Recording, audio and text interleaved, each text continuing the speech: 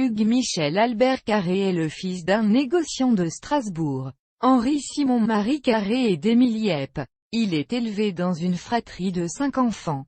Il quitte l'Alsace en 1870 avant qu'elle ne passe sous domination allemande et débute comme comédien sur plusieurs scènes parisiennes avant de se tourner vers l'écriture. Nommé chevalier de la Légion d'honneur en 1892, les insignes lui sont remis par Alexandre Dumas.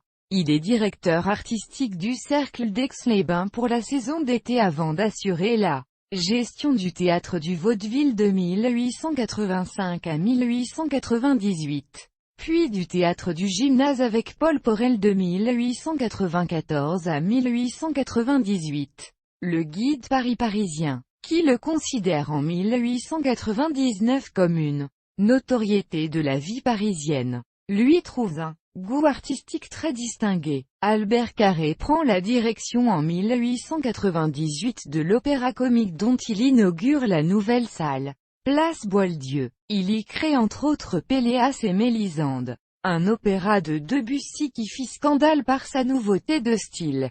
Les insignes d'officier de la Légion d'honneur lui sont remis en 1901 par Victorien Sardou, nommé le 1er janvier 1914 administrateur de la Comédie Française. Il quitte son poste le 30 novembre 1915 pour entrer au service général d'Alsace-Lorraine. Deuxième bureau, responsable des Alsaciens qui s'engagent dans l'armée française.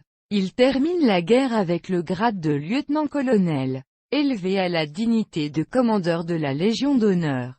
Il remplace Pierre Barthélemy Guezy auprès des frères Isola à l'Opéra-Comique, poste qu'il occupera jusqu'en 1925. En juin 1919, il fonde, avec entre autres Jacques Roucher, Alphonse Franck, Paul Gaveau et Gustave Quinson, la Société amicale des directeurs de théâtre dont il est nommé président d'honneur.